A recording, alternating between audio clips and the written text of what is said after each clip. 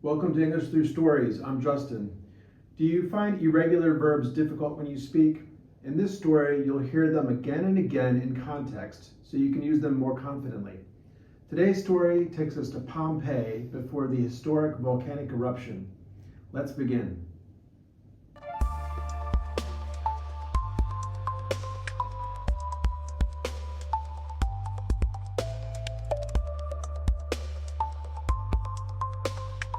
Scene 1. Morning in the bakery. My name is Marcus, and I had never imagined that one morning could change my entire life. I was 17 years old, and I worked as an apprentice baker in my uncle's shop on the Via dell'Abbondanza, one of the busiest streets in Pompeii. That morning began like any other. The sun rose over Mount Vesuvius, and I saw the familiar purple shadow of the mountain against the orange sky. I got up before dawn and went to the bakery to prepare the bread for the day. My uncle Lucius taught me to mix the flour and water just right. He always said, "Marcus, good bread feeds the soul." I put my hands into the warm dough and felt how soft it was. The smell of baking bread filled the air. Outside, I heard the sounds of Pompeii waking up. Cartwheels rolled over stone streets. Merchants called to each other. Dogs ran between the buildings. Our bakery stood near the Forum, the center of our city. Every morning, people came to buy fresh bread. They brought coins and stories from around the city. Some told jokes that made me laugh. Others spoke about business or politics. I knew most of our customers well. There was Claudia, an old woman who always bought the same small loaf. She lived alone and kept 3 cats. Marcus the fisherman came every day at the same time.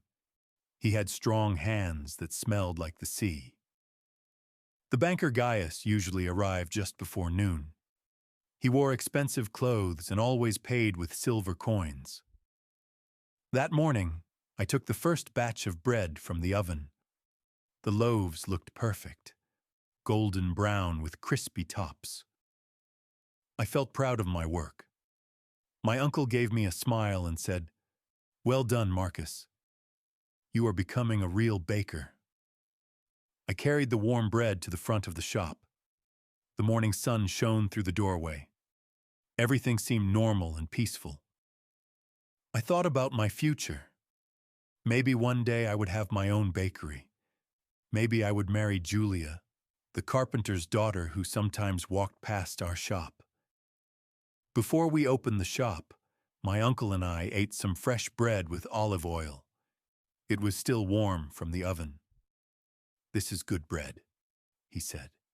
"The customers will be happy today." But then, something strange happened. The ground under my feet moved slightly.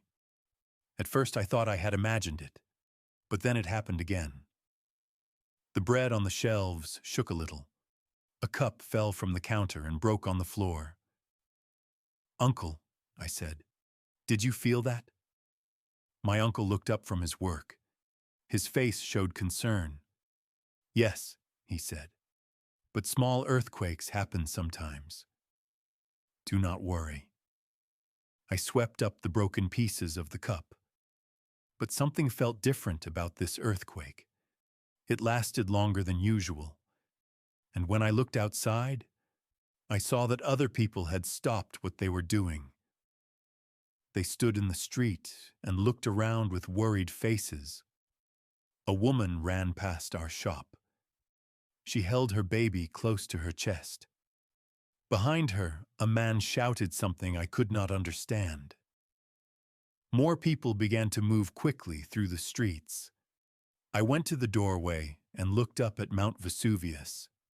The mountain looked the same as always, but the air felt heavy and warm.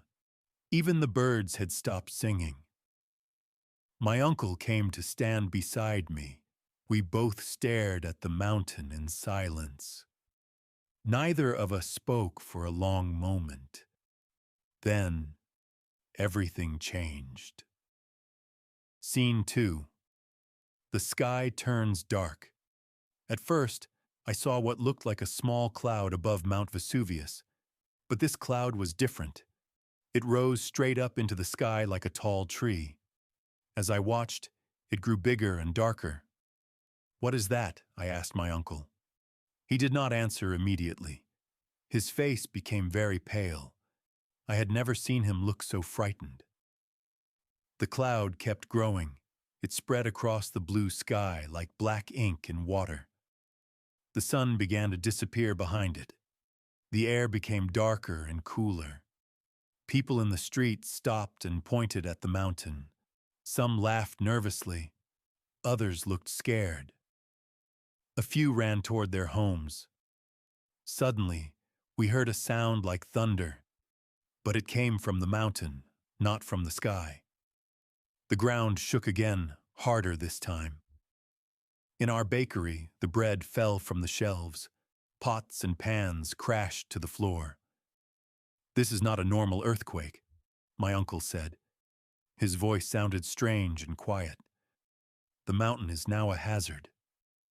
We should be alert." Outside, the black cloud had covered half the sky. It moved toward our city like a giant hand. The air smelled different now, like burning wood, but worse. I ran outside to get a better look. Other people had come out of their shops and houses too. Everyone looked up at the dark cloud. No one seemed to know what to do.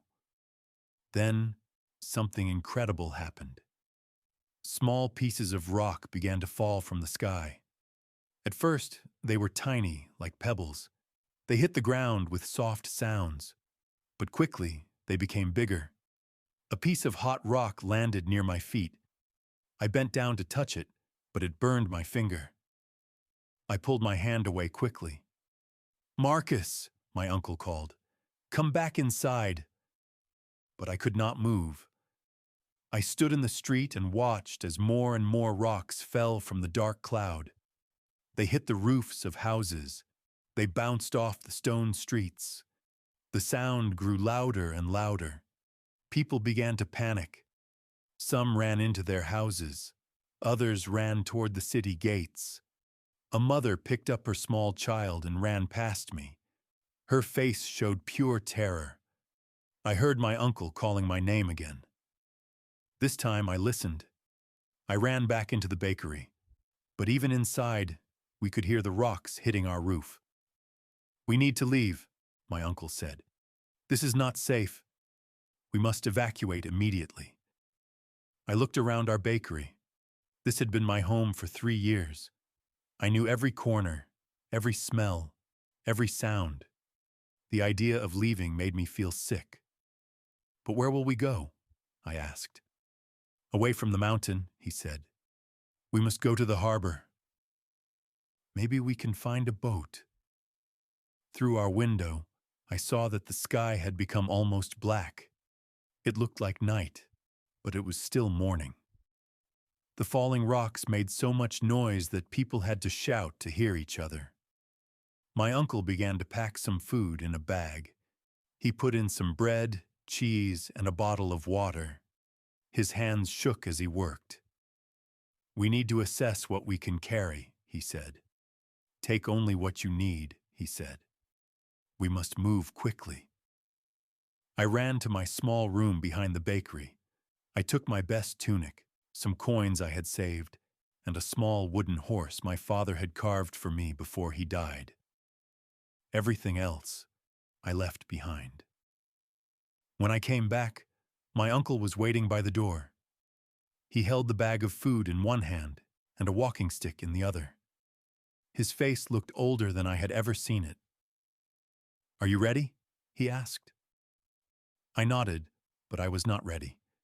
No one could be ready for something like this. We opened the door and stepped into chaos. Okay, let's pause here. Marcus has just stepped forward to organize the crowd. This is a great moment for English past tense practice. Marcus said we have to organize everyone. The conjugated forms are say, said, and said. So, he said we must act.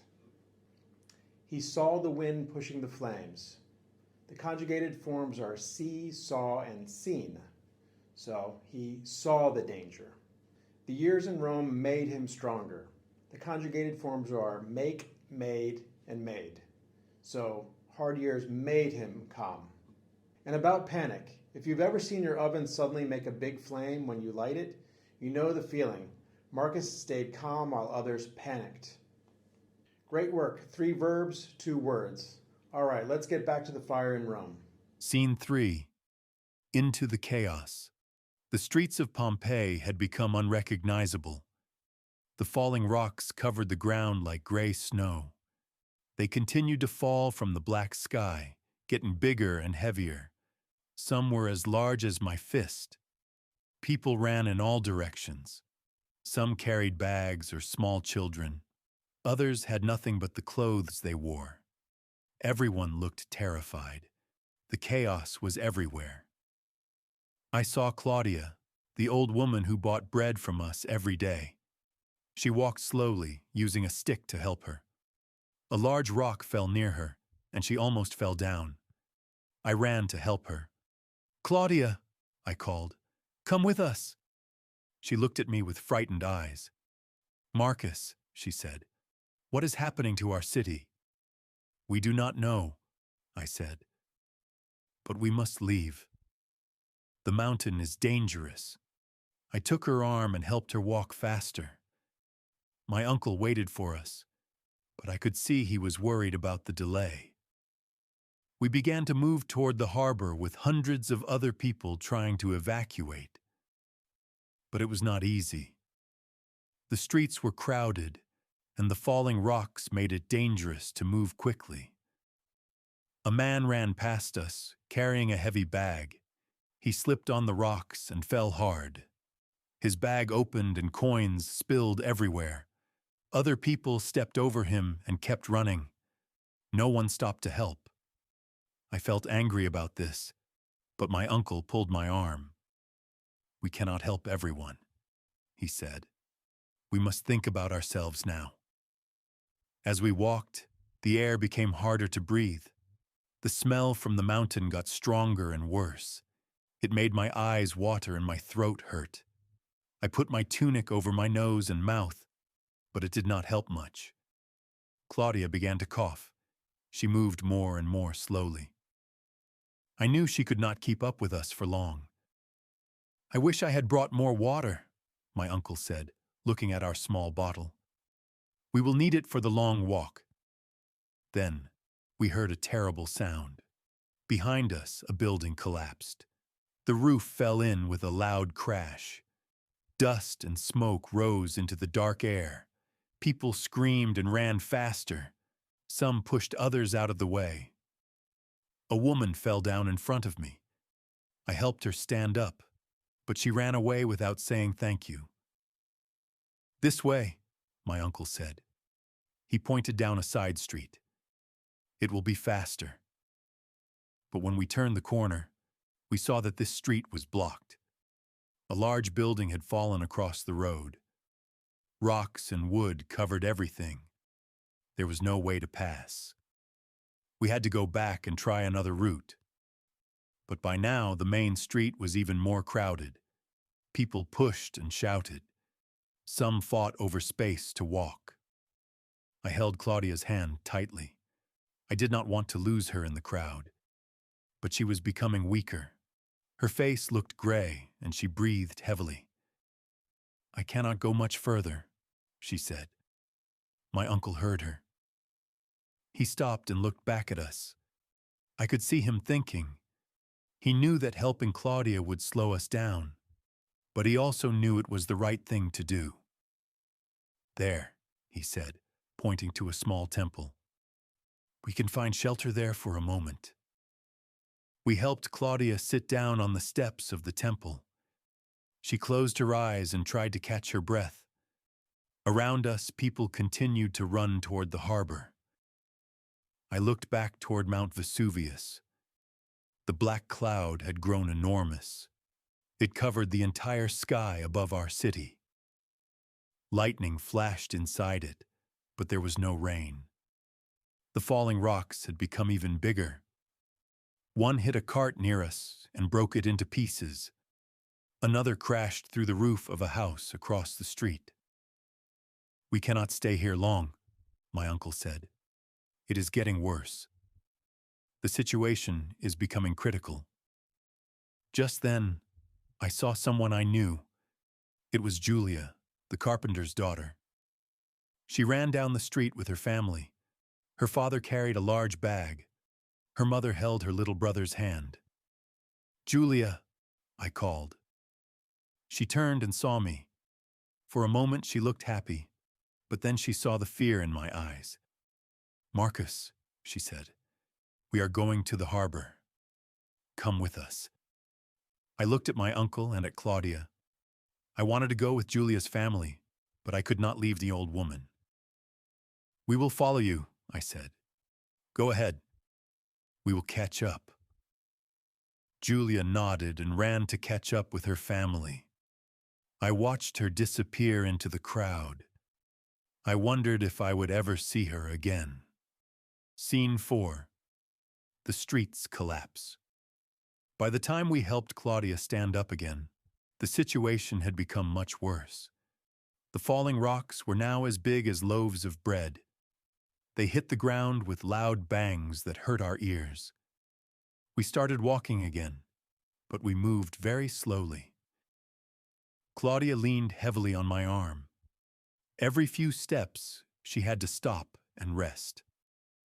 The street we chose led downhill toward the harbor. This should have made walking easier, but the rocks made it slippery and dangerous. Many people fell as they tried to run. About halfway down the hill, we came to a terrible sight. The street ahead of us had cracked down the middle. Steam rose from the crack, and the air smelled like rotten eggs. Some people jumped over the crack, but others were too scared to try. "Can we go around it?" I asked my uncle. He looked left and right. "The buildings are too close together," he said. "We must jump." I helped Claudia get closer to the crack. It was about as wide as I was tall. For a young person, it would not be too difficult, but for an old woman— "I cannot do it," Claudia said. "You must leave me here." "No," I said immediately. "We will find another way." But my uncle looked at me seriously. "Marcus," he said quietly, "we may not have a choice. We need to assess the situation carefully." Around us, more and more people jumped across the crack. Some made it easily, others almost fell in. I saw one man slip on the other side and hurt his leg badly. Then I had an idea. There was a wooden cart nearby that someone had abandoned. It was long enough to reach across the crack. "Help me," I said to my uncle. Together we pushed the cart to the edge of the crack. Then we turned it on its side so it fell across like a bridge. The wood made a loud sound when it hit the other side. "There," I said to Claudia. "Now you can walk across." But Claudia shook her head. "The wood will break," she said. "I am too heavy." "No, you are not," I said. "I will go first to show you it is safe." I stepped carefully onto the overturned cart. The wood bent a little under my weight, but it held. I walked quickly to the other side. "See?" I called back. "It is strong enough." My uncle went next. He moved more slowly than I had, but he made it safely. Now it was Claudia's turn. She looked at the wooden bridge with frightened eyes. Below, steam continued to rise from the crack. "I cannot," she said again. "Yes, you can," I said. "Take my hand." I reached across and took her hand. Very slowly, she stepped onto the wood. With each step, she shook with fear, but the cart held her weight. Halfway across, she stopped. "I am too scared," she said. "Do not look down," I said. "Look at me." Just a few more steps. Finally, she reached the other side. I helped her step down onto solid ground. She was shaken all over. "Thank you," she said. "You saved my life." But we were not safe yet. As we continued down the street, we saw that many buildings had begun to collapse. The weight of the falling rocks was too much for the roofs. A house to our right made a loud cracking sound. Then, slowly, the entire front wall fell into the street. We ran as fast as we could to get away from the falling stones. Dust filled the air and made it even harder to see and breathe. People coughed and covered their faces. Some sat down on the street because they were too tired to continue. "How much further?" I asked my uncle. "Not far," he said. But I could tell he was not sure. The sky had become so dark that it looked like the middle of the night. The only light came from lightning in the black cloud above the mountain. But this lightning was different from normal lightning. It was red and orange, like fire. As we walked, I began to notice that the falling rocks were getting hot. When they hit the ground, they glowed red for a few seconds. Some started small fires when they landed on wooden things. One hit Claudia on the shoulder. She cried out in pain. I looked at where it had hit her. The rock had burned a hole in her dress. The impact was painful. "We must cover ourselves," my uncle said. He took off his cloak and put it over Claudia's head and shoulders. I did the same with my tunic. It helped a little, but not much. Then, ahead of us, I saw something that made my heart sink. The street was completely blocked by fallen buildings. There was no way through. We were trapped. Okay, quick pause. The fire almost spread east, but the barrier held. This is a perfect chance to practice action verbs of change. They brought food and tools. The conjugated forms are bring, brought, brought. So they brought supplies. Marcus led a group east. The conjugated forms are lead, led, led. So he led a new team. The barrier held. The conjugated forms are hold, held, and held. So the barrier held the flames. And notice the volunteers. It's interesting how many people suddenly become volunteers when the fire's in their street. And they had to wet down the roofs. Imagine ancient Romans with buckets making their own system to throw water. No pipes, just teamwork. That's 3 verbs and 2 words. And the fire's still burning. Let's return to the story. Scene 5. The final escape. When I saw the blocked street, I felt like giving up. We had come so far, and now we could not go any further. The rocks continued to fall around us, and the air was becoming impossible to breathe. But my uncle did not give up. He looked around carefully. "There," he said, pointing to a narrow alley between 2 buildings. "We can try that way." The alley was very narrow. We had to walk in single file. My uncle went first, then Claudia, then me. The walls on both sides were very close. I could touch them with both hands at the same time. Halfway through the alley, we heard a terrible sound above us. One of the buildings was starting to collapse. Rocks and pieces of wood began to fall into the narrow space. "Run!" my uncle shouted. We ran as fast as we could. Behind us, the building crashed down and filled the alley with stones and dust. If we had been just a few seconds slower, we would have been crushed. When we came out of the alley, we found ourselves in a small square. Other people were there too, looking for a way out. Some sat on the ground, too tired to continue. Others walked around in circles, not knowing which way to go. An old man approached us. His face was covered with gray dust, and his clothes were torn. "Have you seen the way to the harbor?" he asked. "We are looking for it too," my uncle said. "I came from that direction," the man said, pointing to the south. But the street is blocked. A big building fell down. My heart sank again. If the way to the harbor was blocked, where could we go? Just then, a young woman ran into the square. She looked excited, not scared. "I found a way out," she called. "Through the old aqueduct tunnel." "Follow me." Some people looked at her with doubt. Others were too tired to care. But my uncle made a quick decision.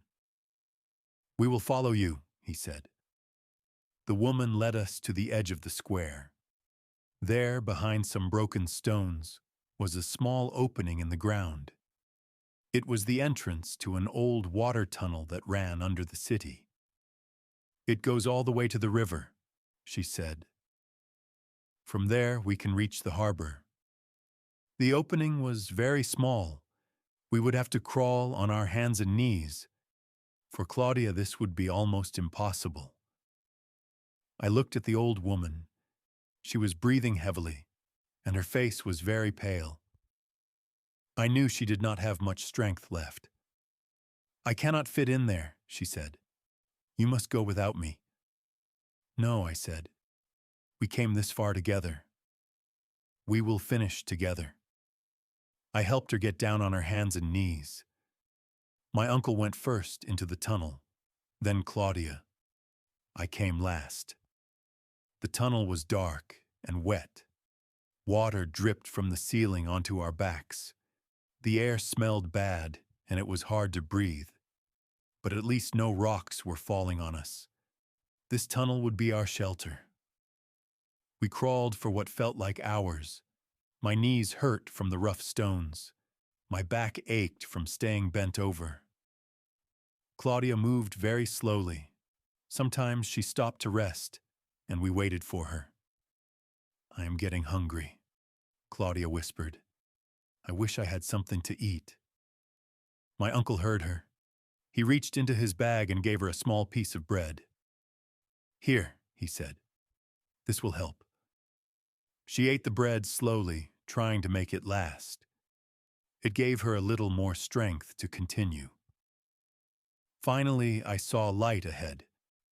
It was not much light, but it was better than the darkness of the tunnel. We crawled faster toward it. When we came out of the tunnel, we found ourselves by the river outside the city. The sky was still dark, but the rocks were not falling here. The air was cleaner too. Other people had found this place as well. They sat by the water, resting and drinking. Some washed the dust from their faces and hands. I helped Claudia sit down by the river. She put her feet in the cool water and sighed with relief. "Thank you, Marcus," she said. "I would have died without your help." I looked back toward Pompeii.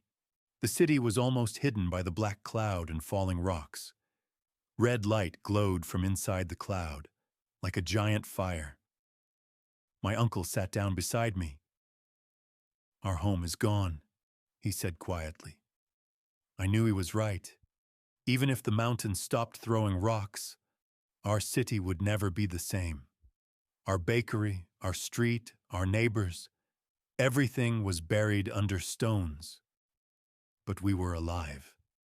And that was what mattered most. We had managed to survive. Okay, one last pause. Marcus is now teaching brigades across Rome. This is a strong moment to practice leadership verbs. Marcus taught new districts. The conjugated forms are teach, taught, and taught. So he taught bucket chains. He went across the city. The conjugated forms are go, went, gone. So he went to train others. Teams began practicing. The conjugated forms are begin, began, begun. So they began weekly practice. In public safety, Marcus gave Rome a fire brigade centuries before fire trucks. And the word cooperate fits. Romans argued over bread prices every day, but when the flames came, they actually cooperated. Maybe crisis is the best teacher. That's 3 verbs and 2 words. All right, let's see how Marcus's story ends now. Scene 6. After the mountain, we stayed by the river for 3 days. More and more people came from the city, but not as many as I had hoped. Many had not been able to escape. On the second day, I saw Julia and her family. They had reached the harbor and found a boat. But the boat had brought them back to this same river when the captain realized the harbor was too dangerous. I ran to her and took her hands. We both cried with happiness. I had thought I would never see her again. "I was so scared," she said. "I thought you were lost." "We almost were," I said, "but we helped each other." Julia's father came over to us. He looked older than before, and his hair was white with dust. "Marcus," he said, "have you decided what you will do now?" I'd been thinking about this question. Our old life was finished. We could not go back to Pompeii, but we were young and strong. We could start again somewhere else. "My uncle and I will go to Rome," I said. "He has a brother there who owns a bakery. Maybe he will give us work." "And Claudia?" Julia asked. I looked over at the old woman. She sat by the water, staring at the black cloud that still covered our city. She had not spoken much since we arrived. "She will come with us," I said. "She has no one else." Julia smiled. "You have a good heart, Marcus." That evening, we made a fire by the river. People shared food and water. Some told stories about their escape. Others sat quietly and thought about the friends and family they had lost. I thought about all the people I would never see again. The fisherman who bought bread every morning. The banker with his silver coins. The mother with her baby. So many people had not been able to run fast enough. My uncle sat beside me and put his hand on my shoulder. "You were very brave today," he said. "Your father would have been proud." I looked at the small wooden horse he had carved for me, the only thing I had saved from my old life. It made me think of all the things I had lost, but also of all the things I still had. "What will happen to Pompeii?" I asked. My uncle looked back toward the mountain. The black cloud was smaller now, but it still covered our city. "I do not know," he said. "Maybe someday, when the mountain is quiet again, people will go back and dig it out. Maybe they will find our bakery and remember us." I tried to imagine this, but it seemed impossible. How could anyone dig through all those rocks? On the third day, we began our journey to Rome. My uncle, Claudia, and I walked together along the old road. Julia and her family went in a different direction, to her grandmother's house in the south. Before we left, Julia gave me something. It was a small piece of bread she had saved from the last day in Pompeii. "So you will remember," she said. I put the bread in my bag next to my wooden horse. 2 small things from my old life. As we walked away from the river, I turned back one last time to see Mount Vesuvius. The mountain looked peaceful now, like it had never done anything terrible. But I knew I would never forget what it had taken from us. Claudia walked slowly beside me. She used a stick to help her, but she kept up with us. Sometimes she told us stories about Pompeii when she was young. Her stories helped us remember the good things about our city. "Do you think we will ever go back?" I asked her. She looked at me with her wise old eyes. "Our home is not a place," she said. "Our home is the people we love. As long as we have each other, we will always have a home." I thought about her words as we continued walking. She was right. We had lost our city, our house, our bakery, but we still had each other. And maybe someday we would build a new life that was just as good as the old one. The road to Rome was long. but we were not alone. Many other people from Pompeii walked with us. We shared food and water. We helped each other when someone got tired. We told stories to make the time pass more quickly. And slowly, step by step, we walked toward our new life. Years later, when I became an old man, I often thought about that terrible day when Mount Vesuvius destroyed our city. I remembered the fear, the chaos, the falling rocks. But I also remembered something else: how people helped each other, how strangers became friends, how we found courage we did not know we had. I learned that sometimes the worst things that happen to us can also teach us the most important lessons. They show us what really matters. They help us understand who we really are. I never forgot Pompeii, but I also never let the memory make me sad. Instead, I used it to remind myself every day to be grateful for the simple things: a warm loaf of bread, a friend's smile, a safe place to sleep. And I always remembered what Claudia taught me: that home is not a place. Home is the people we love. One day, I even wrote down this story. I wrote it so that people in the future would know what happened to us. When I finished writing, I thought about all the lessons I had learned. I thought about how important it is to stay alert to danger, to help others survive, and to never give up hope, even in the most critical moments. You've completed this story and practiced irregular verbs in context. In the next video, you'll see what happened to Marcus after Pompeii and how he faced new challenges in Rome. Continue with the next story and get even more practice.